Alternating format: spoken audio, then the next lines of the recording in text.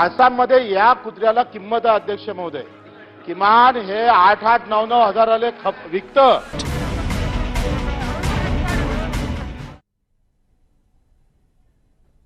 নমস্কাৰ প্ৰিয় দৰ্শক ডি প্ৰাইমছলৈ সকলোকে স্বাগতম জনাইছোঁ মই পাৰ্থ বৰা প্ৰিয় দৰ্শক মহাৰাষ্ট্ৰৰ এজন বিধায়কে ক'লে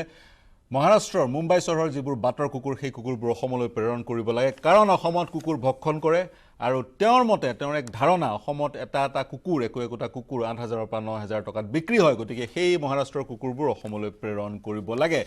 এই মন্তব্যই তুলপাৰ লগাইছে ৰাজ্যত আজি বিধানসভাত সেই বিষয়টো উত্থাপন হৈছিল আৰু বিধানসভাৰ বিধায়কসকলে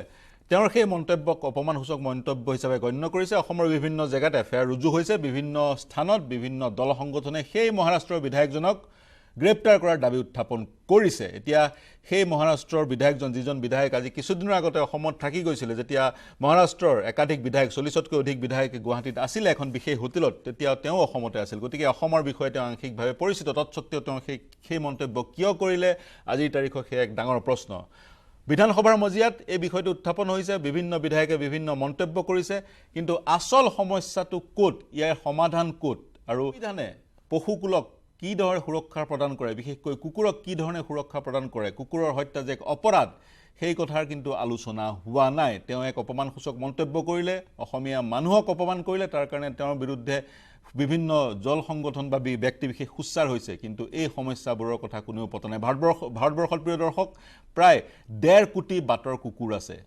এক সমীক্ষাত গণনা কৰা হৈছিল কেন্দ্ৰীয় চৰকাৰৰ পৃষ্ঠপোষকতাত গণনা কৰা হৈছিল 2019 চনত ভাৰতবৰ্ষত প্ৰতি 100 জন মানুহৰ বিপৰীতে এটা কুকুৰ আছে আৰু বাটৰ কুকুৰে কিছু সমস্যাৰ সৃষ্টি কৰিছে কিন্তু সেই কুকুৰবোৰক মাৰি পেলোৱা বা স্থানান্তৰ কৰাটো এই সমস্যাৰ সমাধান নহয় গতিকে সমাধান কি এই সকলো বিষয় আলোচনা কৰিম আমাৰ ষ্টুডিঅ'ত উপস্থিত থাকিব বিশেষজ্ঞ কিন্তু এই মুহূৰ্তত বিধানসভাত আজি তুলপাৰ লাগিল কুকুৰৰ মাংসক লৈ সেই সন্দৰ্ভত আমি প্ৰস্তুত কৰাৰ প্ৰতিবেদন চাই লওঁ হওক তাৰ পিছত আমি আলোচনা আগবঢ়াই লৈ যাম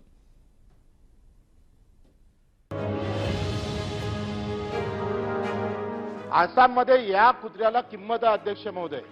किमान हे 8-8, 9-9 हजाराले विकतं. এনেদৰে মহাৰাষ্ট্ৰ বিধানসভাৰ মজিয়াত বাসু কাদুৱে চৰম তিৰ্যক মন্তব্য কৰিছিল অসমৰ পদপথত কুকুৰ বিক্ৰী হয় আৰু অসমৰ মানুহে কুকুৰৰ মাংস খায় বুলি মন্তব্য কৰাত ইতিমধ্যে সমগ্ৰ অসমজুৰি ব্যাপক প্ৰতিক্ৰিয়াৰ সূচনা হৈছে ইয়াৰ পিছত মহাৰাষ্ট্ৰ বিধানসভাৰ মজিয়াৰ পৰা বিষয়টো আজি উঠিলহি অসম বিধানসভাত আমাৰ অসমৰ ৰাজ্য কুত্তাৰ মাংস খায় ইবোৰো কোৱাৰ পিছতেও কিন্তু অসমৰ গভৰ্ণমেণ্টে কোনো ৰিয়েকশ্যন দিয়া নাই ছাৰ বিধানসভাৰ বাজেট অধিৱেশনত নিজ আসনৰ পৰা উঠি আহি অধ্যক্ষৰ আসনৰ সন্মুখত প্ৰতিবাদ সাব্যস্ত কৰে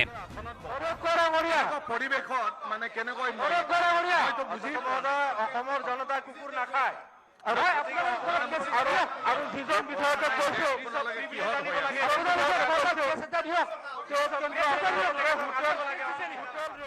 অধ্যক্ষ আসনৰ সন্মুখত প্ৰতিবাদ সাব্যস্ত কৰি কংগ্ৰেছ বিধায়কসকলে সদন ত্যাগ কৰে ইয়াৰ লগতে এআইডিএফও বিধায়ক কাদুৰ বিৰুদ্ধে ব্যৱস্থা গ্ৰহণৰ দাবী জনায়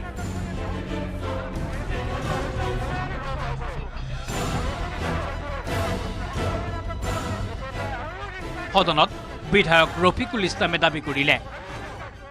অধ্যক্ষ ডাঙৰীয়াক আমি আহ্বান জনাইছিলোঁ যে আপুনি ইয়াৰ বিৰুদ্ধে সহমত ল'ব লাগে এই মেটাৰটো যিহেতু অসমৰ জনতাক অপমান কৰিছে আমি বিধায়কসকলক অপমান কৰিছে মহাৰাষ্ট্ৰীয় বিধায়ক কাদুৰ বিৰুদ্ধে সৰব হৈ কংগ্ৰেছৰ দৰে এআইডিএফেও সদন ত্যাগ কৰে সদনৰ বাহিৰতো সৰব হৈ উঠে বিৰোধী বিধায়কসকল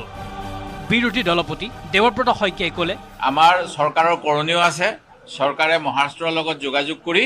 এই কথাখিনিৰ কোৱাৰ বাবে তেওঁক যেনে ধৰণৰ শাস্তি দিব লাগে এইখিনি প্ৰচিডিঙৰ পৰা প্ৰত্যাহাৰ কৰিব লাগে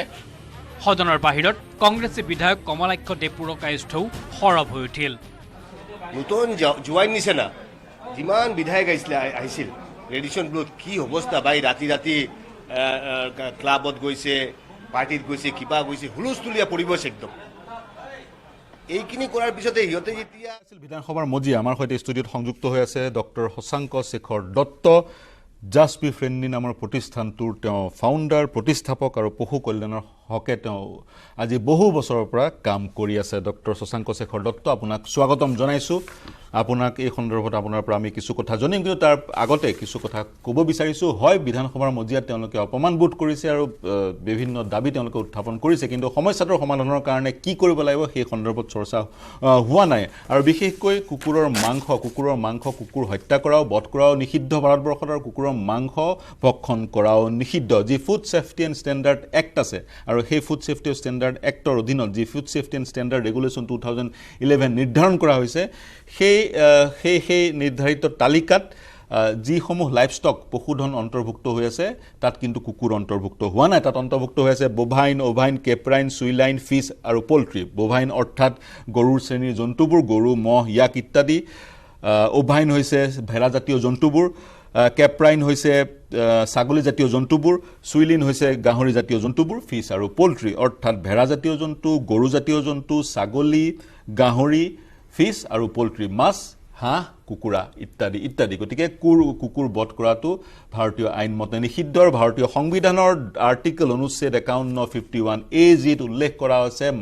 মানুহ ভাৰতীয় নাগৰিক জীৱ-জন্তুৰ প্ৰতি পশুকুলৰ প্ৰতি সংবেদনশীল হোৱাটো বাধ্যতামূলক কম্পেশ্যনেট হ'ব লাগিব আৰু ইয়াৰ এই অনুচ্ছেদৰ ভিত্তিতে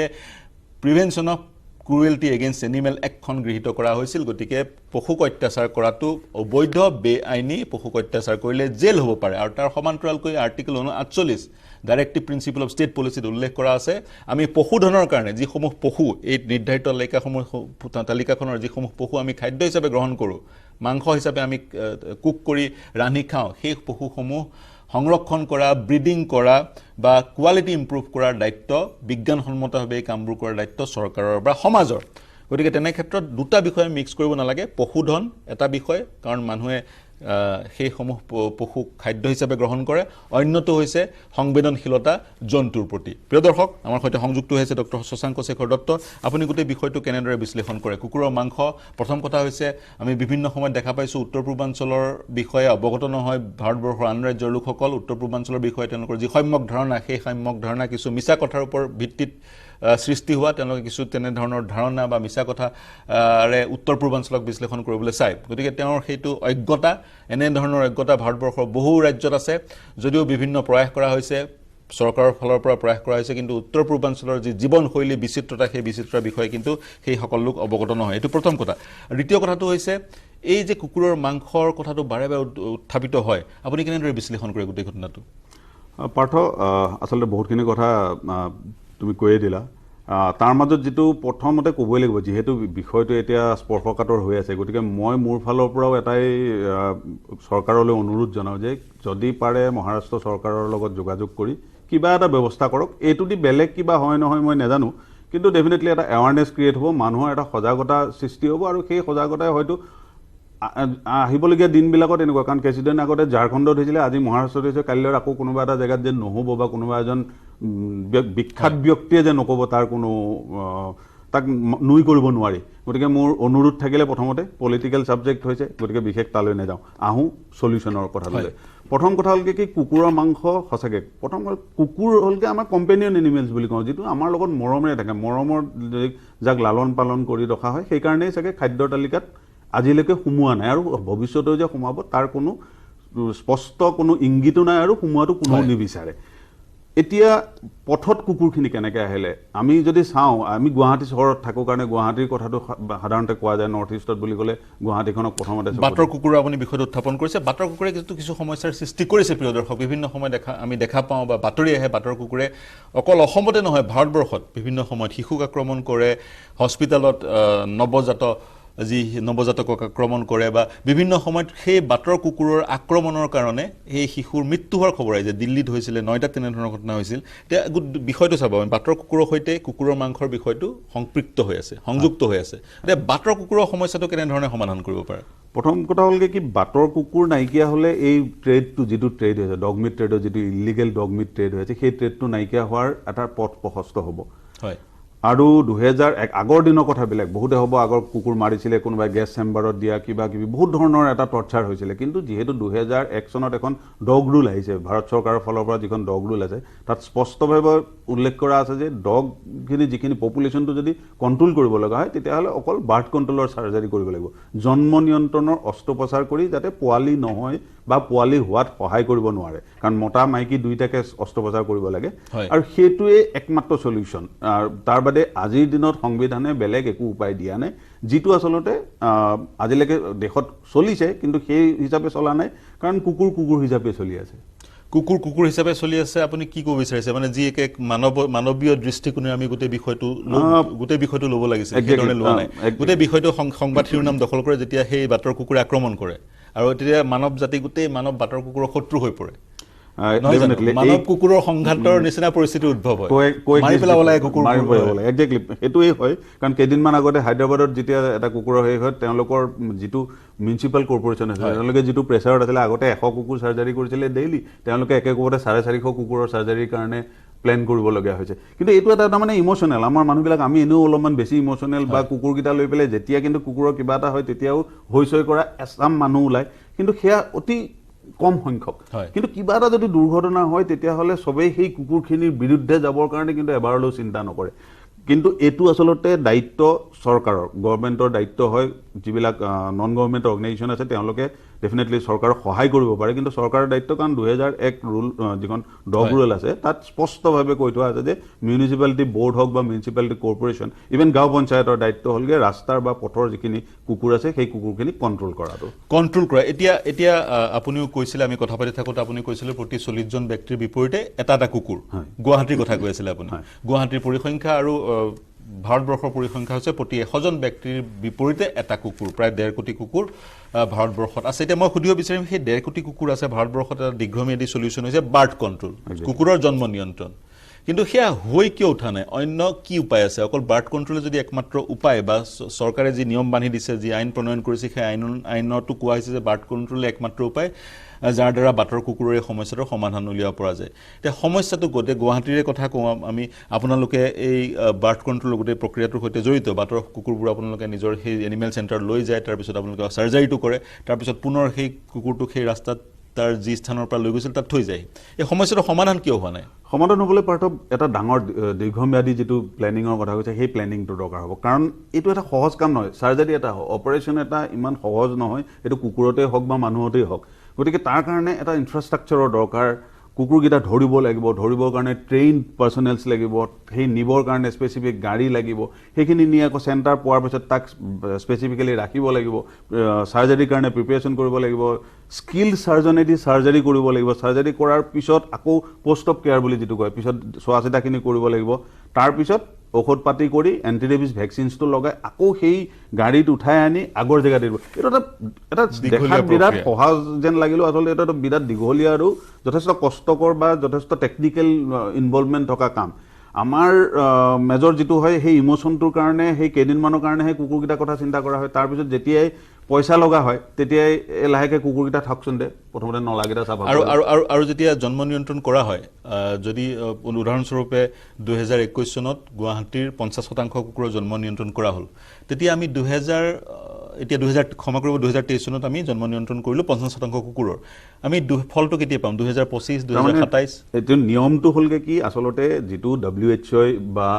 মানে তেওঁলোকে যিটো কৈছে যে 70% ধৰা কোনোবা এটা জেগাত 1000 যদি পপুলেশ্যন আছে তেতিয়াহ'লে 700 কুকুৰক এবছৰৰ ভিতৰত চাৰ্জাৰী কৰিব লাগে তেতিয়া কি হয় সেই 30% যিটো থাকে সেই 30%ক আনাদাৰ 2 বা 3 বছৰত কণ্ট্ৰোল কৰিব পাৰি কিন্তু এই 70 এতিয়া মই 1000ৰ কথাই কৈছোঁ য'ত 50,000 কুকুৰ আছে বা 5 লাখ কুকুৰ আছে এতিয়া সৰু ডাঙৰ মেট্ৰ' চিটিজবিলাকত 5 লাখ 10 লাখৰ মুম্বাইত গোটেই বিষয়টো উত্থাপিত হৈছে বিধানসভাৰ আটাইতকৈ হায়েষ্ট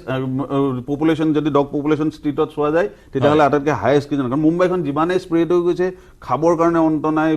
দেৰ লট অফ আদাৰ ইছ্যুজ যিবিলাক ৰিলেটেড হৈ আছে গতিকে এইটো কৰিবলৈ হ'লে এটা বিৰাট ডাঙৰ পুঁজি লাগিব সেই পুঁজিটো চৰকাৰে ক'ৰ পৰা দিব আজিলৈকেতো কোনো এখন ষ্টেটতো ইমান দিল্লীত এটা সময়ত বহুত ভাল কিছুমান চেণ্টাৰ খুলি দিছিলে তাৰ বাদে মই ভাবোঁ যে দেশৰ বিভিন্ন জেগাত অলপ অলপকৈ কাম হৈ আছে কিন্তু এই যে যিটো 70%ৰ যিটো টাৰ্গেট লৈ পেলাই সেই কামটো আজিলৈকে ক'তো আপুনি 70% মানে যদি 1000 কুকুৰ আছে 700 কুকুৰ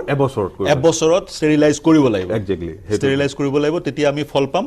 বা ধৰক আনাদাৰ 3-5 yearsত আপুনি দেখিব যে পপুলেশ্যনটো কমি আহিছে লাহে লাহে আছে কুকুৰ কিন্তু কাৰণ বংশটো বৃদ্ধি নহ'ব নহয় বংশ বৃদ্ধি নোহোৱাৰ লগে লগে যেতিয়া ৰাস্তাত যেতিয়া কুকুৰ কমি আহিব সেই এনিমেল যিকেইটা অলৰেডি অপাৰেটেড হয় সেইকেইটা নদুকা হৈ ধুনীয়াকৈ থাকিব কিন্তু আৰু নতুন কুকুৰ তাত নোহোৱা নতুন কুকুৰ তাত লাহে লাহে আৰু কুকুৰ এটা কিমান বছৰ জীয়াই থাকে পথত হাৰ্ডলি 5 বছৰ বা 7 বছৰ জীয়াই থাকে কোনোবাটো 3 বছৰ 4.5 বছৰ জীয়াই থাকে গতিকে সেইবিলাক ফেক্টৰ যদি চোৱা যায় বাই 5th or 6th year ধুনীয়া ৰিজাল্ট পাবলৈ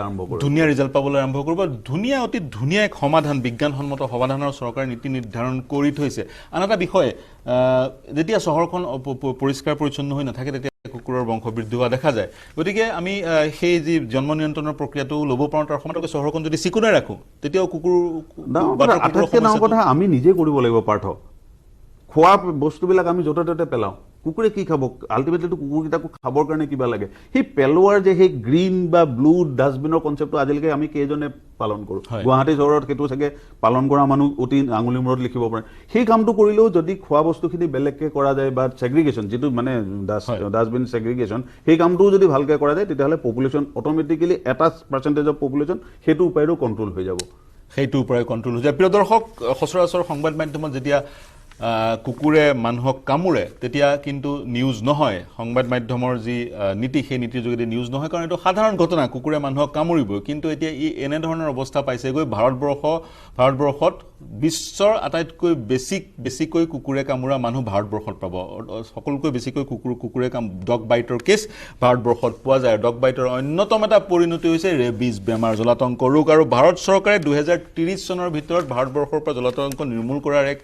লক্ষ্য নিৰ্ধাৰণ কৰিছে কিন্তু দত্ত ডাঙৰীয়া ডক্টৰ দত্ত ভাৰত চৰকাৰে কেন্দ্ৰীয় চৰকাৰে জলাতংক নিৰ্মূল 2030 চনৰ ভিতৰত কৰাৰ এক লক্ষ্য বান্ধি দিছে কিন্তু বাটৰ কুকুৰৰ সমস্যাটো যদি সমাধান কৰা নহয় এয়া সম্ভৱ হ'বনে সম্ভৱ প্ৰথম কথা হ'ল কি যিখিনি গৰাকী আজিকালি বহুত গৰাকীয়ে এটলিষ্ট এণ্টি ৰেবিজ ভেকচিন যিটো লগাব লাগে সেইটো আজি বহুতে জনা হৈছে এৱাৰনেছটো ভাল ক্ৰিয়েট হৈছে কিন্তু ৰাস্তাৰ কুকুৰকেইটাক যদি নধৰে অকল কুকুৰকেইটা নহয় কুকুৰ মেকুৰী শিয়ালকেইটা য'ত জংঘলৰ কাষত আছে শিয়ালকেইটাতো স্প্ৰেড হৈয়ে থাকিব যেতিয়ালৈকে পপুলেশ্যনটো কুকুৰ পপুলেশ্যন বা মেকুৰী পপুলেশ্যনটো কণ্ট্ৰল নহয় আৰু এটা কথা আটাইতকৈ ডাঙৰ কথা সদায় এটা বস্তুৱে এটা প্ৰকৃতিয়ে কেতিয়াও ভাৰসাম্য ৰক্ষা কৰিবই এটা কথা চাবা পাৰ্থ য'ত কুকুৰৰ সংখ্যা কমি গৈছে তাত আকৌ মেকুৰী বাঢ়ি গৈছে তো মেকুৰীওতো আল্টিমেটলি এটা কেৰিয়াৰ হ'বগৈ গৈ থৈ পেলাই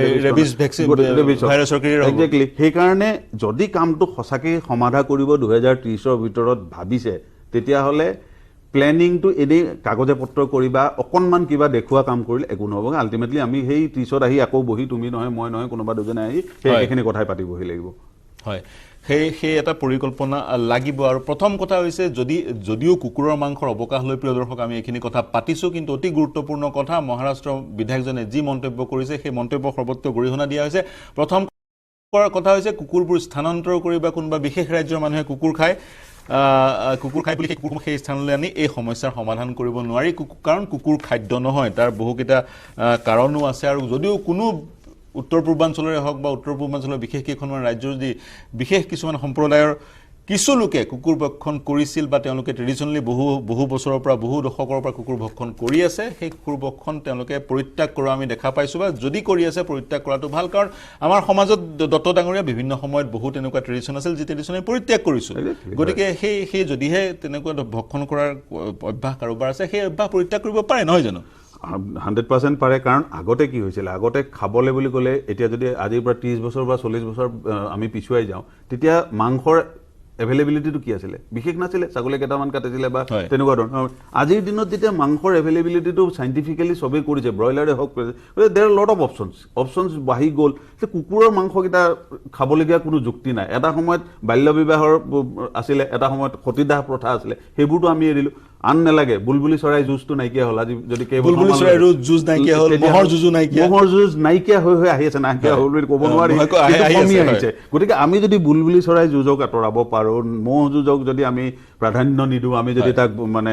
হেৰি নকৰোঁ যে উৎসাহ নিদিওঁ তেতিয়াহ'লে কুকুৰৰ মাংস খোৱা আৰু এটা আটাইতকৈ ডাঙৰ কথা পাৰ্থ, যদিও অসম বুলি কৈছে আচলতে অসমখন ক'ত আছে বহুতে নাজানে, সেইকাৰণে অসম হৈছে। আৰু এনেকুৱা নহয় যে আমাৰ ওচৰ চুবুৰীয়া দুখন ৰাজ্যত বিশেষকৈ কুকুৰ খোৱাৰ কাৰণে বদনাম হয়, তেওঁলোকৰ চবেই নাখায়। এনেকুৱা নহয় যে চব মানুহে গৈ পেলাই কুকুৰটোকে খাই আছে, কিন্তু সেই এছাম বা কেইজন মুষ্টিমেয় কিছুমান মানুহৰ কাৰণে, কাৰণ it's a trade, it's a big trade, কিমান 100 কোটি টকাৰ ইয়াৰলি ট্ৰেডিং হৈ আছে সেয়া তুমি মই ভাবিবও নোৱাৰো। মোৰ হাতত তথ্য আছে, ডেফিনেটলি ভালখিনি তথ্য আছে। গতিকে সেই ট্ৰেডটো কোনোবাইহে চলাইছে, কাৰোবাৰ নিজৰ প্ৰফিটৰ কাৰণে আচলতে এইটোক উৎসাহ দি আছে, এইটোক নিজৰ প্ৰফিটৰ কাৰণে উৎসাহ দি আছে। আৰু নাগালেণ্ডত 2020 চনত নাগালেণ্ড চৰকাৰে এক আইন প্ৰণয়ন কৰিছিল, এক নিয়ম আনিছিল, যি নিয়মৰ যোগেদি কুকুৰৰ মাংস নিষিদ্ধ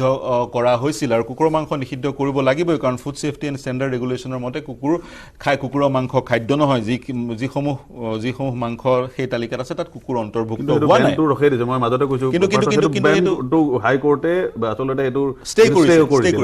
কৰি দিলে মানে সেইটো শেষেই, তাৰমানে আল্টিমেটলি ষ্টে কিয় কৰিলে? কুকুৰ মাংসৰ যিসকল ট্ৰেডাৰ ব্যৱসায়, 100 কোটি টকাৰ বিজনেছ এটা চলি আছে, কাৰোবাৰ মৰমৰ কাৰণে বন্ধ কিয় কৰিব? গতিকে তাৰ ৰিপ্লেচমেণ্ট বা তাৰ আহিব লাগিব, ভিতৰৰ পৰা আহিব লাগিব, চৰকাৰে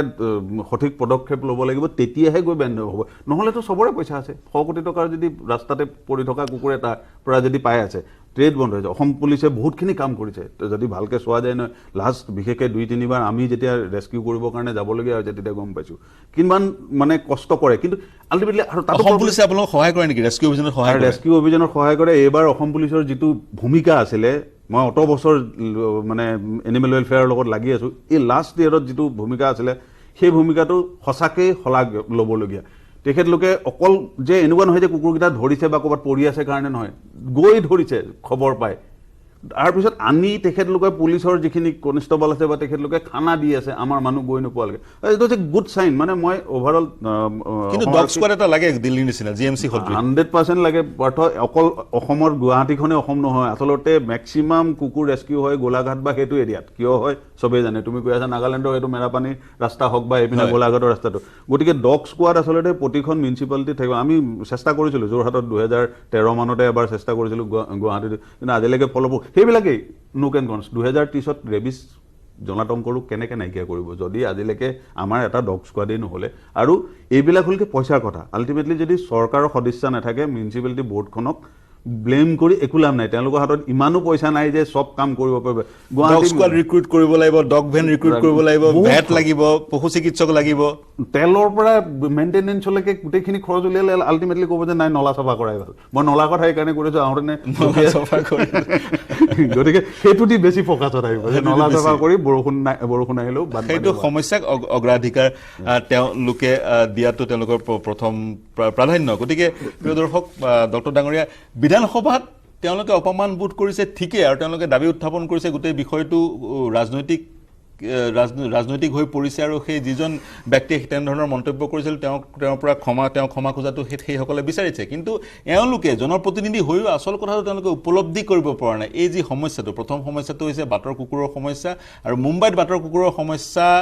সমস্যাই এক সাংঘাতিক ভয়ংকৰ ৰূপ লোৱাৰ কাৰণে সেই বিধায়কজনে সেই মন্তব্যটো কৰিলে। আৰু পূৰ্বতেও পাঞ্জাৱৰ বিধায়কে মন্তব্য কৰিছে। যদি জনপ্ৰতিনিধি হিচাপে তেওঁলোকে বাৰু ঠিক আছে অপমান বোধ কৰিছে বা গোটেই অসমৰ ৰাইজে অপমানিত হৈছে বুলি তেওঁলোকে এক ধাৰণা কৰিছে, যাৰ ফলস্বৰূপে তেওঁলোকে হুলস্থুলীয়া পৰিৱেশৰ সৃষ্টি কৰিছে, কিন্তু আচল কথালৈ তেওঁলোকে অহাই নাই। আচল কথাটোলৈ অহা নাই। আটাইতকৈ তাতকৈ ডাঙৰ কথা যে